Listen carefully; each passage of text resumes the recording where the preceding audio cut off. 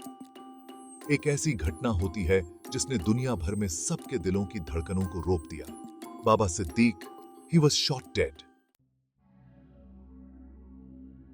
बाबा सिद्दीक को उनके ही बेटे की ऑफिस के बाहर गोली मार के उनकी हत्या कर दी जाती है। इस बेहद सनसनी घटना से सब हिल चुके थे। पूरा सोशल मीडिया भरा हुआ था। नेशनली नहीं, ये इंटरनेशनल न्यूज बन चुकी थी। पर इस सब से थोड़ी ही दूर उस वारदात का मास्टरमाइंड कानून की कैद में महफूज हंस रहा था। हम सब के लिए आज फेसबुक और व्हाट्सएप जैसी चीजें रोजमर्रा के जिंदगी में आम हो चुकी हैं, राइट? हम इन एप्स के थ्रू अपनी जान, पहचान और पूरी दुनिया से कनेक्ट रहते हैं। पर क्या हो अगर इन्हीं एप्स को मौत का हथियार बनाया जाए? जहां फेसबुक पर स्टेटस के नाम पर मौत के फरमान जारी किए जाएं, जहां व्हाट्सएप पर किसी की जिंदगी और मौत की कीमत लगाई जाए। यह कहानी उन फरमानों की जिनसे पंजाबी सिंगर सिद्धू मूसेवाला और बाबा सिद्दीक को दिन दहाड़े बीच सड़क पर मौत के घाट उतारा गया। यह कहानी ऐसे इंसान की जिसने इंडिया की सबसे सिक्योर्ड जेल में बैठे बैठे इस प्लान को और कई ऐसे क्राइम्स को अंजाम दिया। यह कहानी उस इंसान की जिसने बॉलीवुड में अपना खौफ पैदा किया और उसकी कहानी किसी बॉलीवुड मूवी से कम नहीं है। एक गैंगस्टर जो बना हुआ है यूथ आइकॉन। एक गैंगस्टर जिसके लिए 600 से भी ज्यादा लोग मरने और मारने के लिए तैयार बैठे हैं। ये कहानी है लॉरेंस बिश्नोई की। नमस्कार दोस्तों, स्वागत है आपका हमारे चैनल देसी टॉक्सिक में। ऐसी और वीडियोस के लिए सब्सक्राइब करें और बेल आइकॉन दबाएं। लॉरेंस एक अमीर फैमिली से बिलोंग करता था। बड़ा घर, कारें और बचपन में उसकी हर विश को पूरा किया गया। स्कूल में भी वो एक ब्राइट स्टूडेंट था। इसी के चलते उसे फर्दर स्टडीज के लिए चंडीगढ़ भेजा गया। पर ये एक डिसीजन सिर्फ लॉरेंस और उसकी फैमिली को नहीं, पूरे देश की कहानी बदलने वाला था। उसने चंडीगढ़ के डीएवी कॉलेज में लॉ डिग्री हासिल करने के लिए एडमिशन लिया। अमीर घर का लड़का होने से लॉरेंस कॉलेज में फेमस हो गया था। वहीं उसकी दोस्ती हुई गोल्डी ब्रार से, जो आगे चल के उसका राइट हैंड बनता है। लॉरेंस कॉलेज में काफी पॉपुलर था, इसलिए उसके दोस्तों ने उसे स्टूडेंट प्रेसिडेंट के इलेक्शन में खड़ा होने के लिए मोटिवेट किया। उसने अपनी party student organisation of Punjab university SOPU की शुरुआत की और इलेक्शन जीतने के लिए कड़ी मेहनत करने पर भी वो हार गया। इलेक्शन के time opposition party leader Uday Singh के साथ तो आए दिन लॉरेंस के झगड़े होते ही रहते थे। लेकिन इलेक्शन में उसे हारना लॉरेंस से बर्दाश्त नहीं हुआ और उसने सबसे पहले जाकर एक गन खरीदी। इस एक डिसीजन से लॉरेंस क्राइम की दुनिया में अपनी किस्मत को लिख चुका था। कुछ ही समय बाद जनवरी 2011 में उनके एक झगड़े ने ऐसा भयानक शूटआउट का रूप ले लिया जिसके शोर ने पूरे शहर को दहला दिया। गैंग वॉर में दोनों ग्रुप्स ने एक दूसरे पर फायरिंग की और यहीं से शुरुआत हुई लॉरेंस बिश्नोई की क्रिमिनल स्टोरी। क्योंकि शूटआउट के लिए उसे अरेस्ट किया गया और उसके खिलाफ पहला FIR दर्ज हुआ, फाइल किया गया। आज 30 साल की उम्र में उसके नाम पर 70 से भी ज्यादा केसेस दर्ज है। पर यह सब शुरू हुआ उस एक इलेक्शन की हार से जब वो सिर्फ 19 साल का था। लॉरेंस अब क्राइम के रास्ते चल चुका था क्योंकि उसने अब ऐसे लोगों से पंगा ले लिया था जो काफी पावरफुल थे।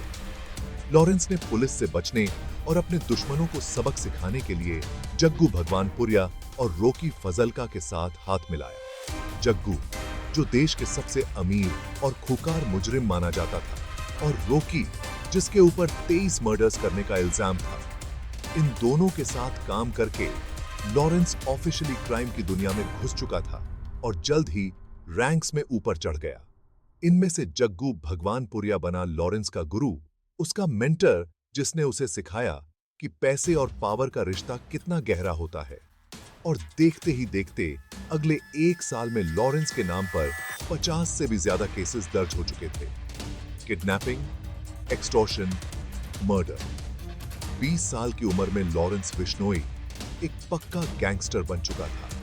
आप याद कीजिए कि जब आप 20 साल के थे तो आप क्या कर रहे थे। उसने अपनी गैंग का यूज करके एक एक्सटॉर्शन रैकेट चलाना शुरू किया। वो पंजाब के अलग अलग बिजनेसमैन और सेलिब्रिटीज से पैसे मांगता और जो उसे देने से मना करता उसका अंजाम बहुत भयानक होता। इसी वजह से धीरे धीरे पुलिस और लॉरेंस का रिश्ता बनता जा रहा था। वो कई बार अलग अलग केसेस में अरेस्ट हुआ, पर हर बार अपने कनेक्शंस का यूज करके जमानत पर छूट जाता था या फिर उसके खिलाफ कोई सबूत ही नहीं मिलता था। पर पुलिस कभी भी लॉरेंस पर अपनी पकड़ जमा सकती थी और लॉरेंस ये बात जानता था। इससे बचने के लिए उसने वो किया जो सिर्फ बॉलीवुड मूवीज में सोचा जा सकता है, जो इंटरनेट की दुनिया में कोलैबोरेशन के नाम से जाना जाता है। उसने जग्गू और रोकी के साथ पंजाब के अलग अलग गैंगस्टर्स के साथ में अलायंस बनाना शुरू किया। यूजुअली अलग अलग गैंग्स अपने आप में आइसोलेट होती हैं, पर Lawrence manage to bring them together. सब चल ही रहा था कि 2014 में लॉरेंस को राजस्थान में वेपन कैरी करने और असॉल्ट के जुर्म में अरेस्ट कर लिया गया। पर जेल में जाना लॉरेंस के लिए एक वरदान साबित हुआ, ब्लेसिंग, क्योंकि जेल में लॉरेंस का नेटवर्क और बड़ा होता चला गया। कहते हैं ना, जेल में जाकर इंसान सुधरता कम है और बिगड़ता ज्यादा है। राजस्थान जेल में मुलाकात हुई आनंदपाल से, राजस्थान का सबसे बड़ा गैंगस्टर जिसने 12 से भी ज्यादा लोगों का खून किया था। धीरे धीरे उसने नॉर्थ इंडिया के कई शहरों में ऐसे अलायंसेस फॉर्म किए। हरियाणा में काला जठेड़ी, दिल्ली में जितेंद्र गोगी और भी कई लोग। अगला साल 2015 जब उसे पंजाब की एक जेल में शिफ्ट किया जा रहा था, तब अपने 8 साथियों की मदद से लॉरेंस पुलिस की कैद से भाग निकला। भागकर वो नेपाल गया, जहां उसने अपने गैंग को स्ट्रक्चराइज करना शुरू किया। इसी पावर को फ्यूल करने के लिए नेपाल में रहकर उसने एडवांस हथियार जमा किया, automatic rifles, missile guns, grenades. 6 महीनों बाद ही लॉरेंस को दोबारा अरेस्ट किया गया, लेकिन इस बार उसने पूरा गेम बदल दिया। जेल लोगों को उनके गुनाहों के पनिशमेंट देने के लिए होती है, पर लॉरेंस ने उसे अपना बेस ऑपरेशन बना लिया। वो मोबाइल फोन का यूज करके अपने गैंग के साथ कांस्टेंट कांटेक्ट में रहता था। उसने अपने पूरे नेटवर्क को डिजिटाइज कर दिया, जहां वो व्हाट्सएप के थ्रू सुपारे लिया करता और फेसबुक पर लोगों को ओपन धमकियां दिया करता। उसकी गैंग का प्राइमरी काम है एक्सटॉर्शन। लॉरेंस का रूल था कि अगर कोई भी एक्सटॉर्शन के पैसे देने से मना करता था तो उसकी भयानक मौत पक्की, चाहे वो कोई भी हो।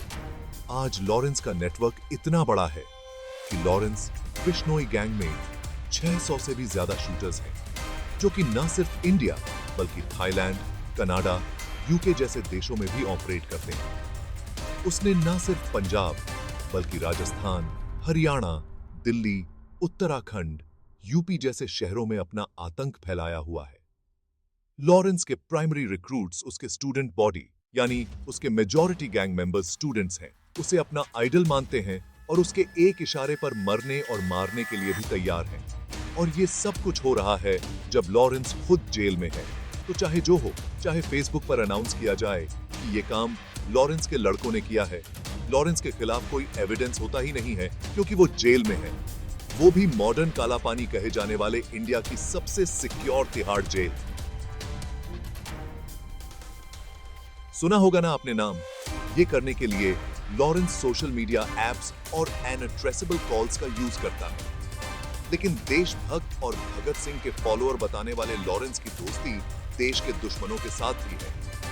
यस, भगवानपुरिया से उसकी मुलाकात वांटेड टेररिस्ट रिंदा संधू से हुई।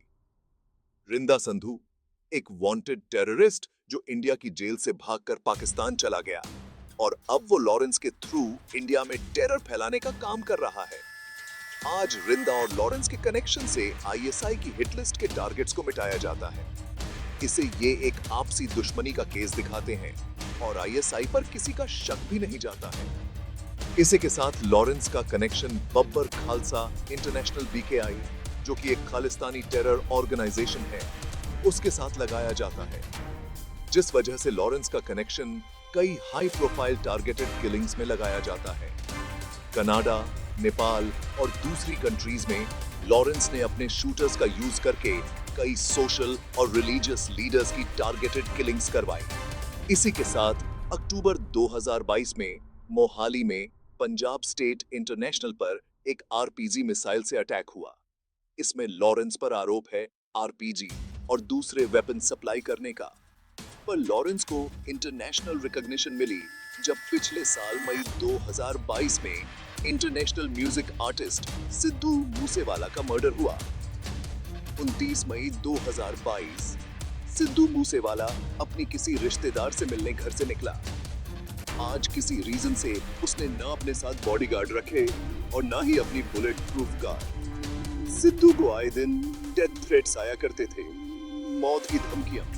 कई दिनों से उसके घर के बाहर हलचल भी देखी जा रही थी। अनजान गाड़ियों का बार-बार चक्कर लगाना एक डर का माहौल बनाए हुए था। पर यह दिन कुछ अलग था, क्योंकि अपने घर से 8 किलोमीटर दूर जब सिद्धू मूसेवाला अपने रास्ते पर जा रहा था, तो अचानक मौत ने इसका रास्ता रोक लिया। एक साइड से बोलेरो और एक साइड से कोरोला, ये दो गाड़ियां सिद्धू का रास्ता रोकती हैं। और इससे पहले कि वो कुछ समझ पाए और कुछ कर पाए, कोरोला के अंदर से ऑटोमेटिक राइफल से गोलियां बरसना शुरू हो जाती हैं। उसकी गाड़ी के ग्लव कंपार्टमेंट में रखी पिस्तौल निकालकर सिद्धू ने 2 गोलियां चलाई फाइट करने के लिए। पर तब तक बोलेरो से गोलियां बरसना जारी हो चुकी थी। दोनों तरफ से ऑटोमेटिक राइफल से 1.5-2 मिनट तक अंधाधुंध गोलियों की बौछार की गई सिद्धू मूसेवाला के ऊपर। इस सांचे से कि कुछ घंटों बाद लॉरेंस का पार्टनर और उसका right hand Goldy Brar Facebook पर पूरी दुनिया को अनाउंस करता है उसने सिद्धू मूसेवाला को जान से मार डाला और उसमें लॉरेंस की गैंग का हाथ था। ऑल्दो लॉरेंस इस इल्जाम से डिनाई करता है और वो ये भी कहता है कि उसे खुशी है सिद्धू मूसेवाला की मौत पर। वो सिद्धू को खालिस्तानी समझता है। वैसे इंडिया की हिस्ट्री में खालिस्तान मूवमेंट से जुड़े कई राज छुपे हुए हैं, जिन्हें हम आप तक डिटेल में पहुंचा सकते हैं। आप हमें कमेंट सेक्शन में बताइएगा अगर आप इस टॉपिक में इंटरेस्टेड हैं। तो सिद्धू मूसेवाला की मौत से लॉरेंस को इंटरनेशनल लाइमलाइट मिल गई, पर नेशनली उसका नाम न्यूज में आने लगा 2018 में, जब उसने जयपुर कोर्ट में सलमान खान को मार डालने की धमकी दी। उसका कहना था कि उसने जोधपुर में जो ब्लैक बग का मर्डर किया है, वो ब्लैक बग विश्नोई कम्युनिटी के लिए सेक्रेट माने जाते हैं और सलमान खान को अपने गुनाह के लिए माफी मांगनी पड़ेगी, वरना वो सलमान को जान से मार डालेगा। इतना ही नहीं, उसने अपने साथी और शूटर संपत मेहरा को सलमान खान का मर्डर करने के लिए मुंबई भेजा। कई दिनों की प्लानिंग करने के बाद वो अपने मकसद में कामयाब होने के काफी करीब थे जब उन्हें मुंबई पुलिस ने अरेस्ट कर लिया।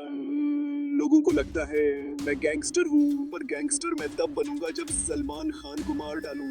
ये उसकी पहली धमकी थी। आज 5 साल बाद उसने वही धमकी दोबारा दी जब उसने एक न्यू इंटरव्यू दिया पूरी दुनिया के सामने, और वो भी जेल के अंदर से। जिंदगी का लक्ष्य तो सिर्फ सलमान खान को मारना ही है। रावण का भी अहंकार था, सलमान खान को भी है।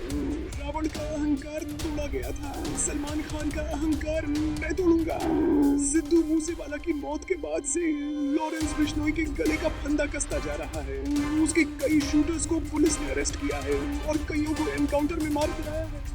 पर लॉरेंस बिश्नोई की पॉपुलैरिटी और उसके खौफ आज भी कायम है। उसने जेल को अपना किला बना लिया है, जहां वो सुरक्षित अपने क्राइम्स को अंजाम दे सकता है और किसी भी तरह से उन क्राइम्स को उसके साथ नहीं जोड़ा जा सकता है। आज एक गैंगस्टर ही नहीं, बल्कि यूथ आइकन है सैकड़ों लोगों के लिए, और उसका मैसेज डर और वायलेंस। कई स्टूडेंट्स उसे फॉलो करने के चक्कर में अपनी जिंदगी गवा बैठते हैं और कई अपनी जान भी गवा देते हैं। जहां एक तरफ लॉरेंस बिश्नोई भगत सिंह की टी-शर्ट पहना हुआ नजर आता है, टीवी न्यूज को इंटरव्यू देकर कहता है कि मैं बेगुनाह हूं, मुझ पर जुल्म हुआ है। वहीं दूसरी तरफ उसके गुनाह, उसके जेल जाते समय मूंछों को ताव देना और करोड़ों लोगों के सामने उसी इंटरव्यू पर इंडिया के सबसे बड़े फिल्म सेलिब्रिटी को धमकी देना एक अलग कहानी बयान करता है। इस सबसे बड़ा सवाल पिछले कई दिनों से उठाया जा रहा है कि इंडिया के सबसे सिक्योर जेल में 8 सालों से बंदे क्रिमिनल बड़ी आसानी से क्रिमिनल एम्पायर चला रहा है। बड़े फिल्म से इतनी हिम्मत है कि ना सिर्फ सोशल मीडिया पर जेल की फोटोज वो पोस्ट करता है, बल्कि करोड़ों लोगों के सामने कबूल करता है कि वो जेल से सब कुछ कर सकता है और उसका कोई कुछ नहीं बिगाड़ सकता। क्या ये हमारे सिस्टम की गलती है? कमेंट में अपनी राय जरूर दें। मिलते हैं फिर अगले वीडियो में दोस्तों। बहुत बहुत धन्यवाद। अगर आपको यह वीडियो पसंद आई है तो इसको लाइक और सब्सक्राइब करें हमारे चैनल देसी टॉक्सिक को।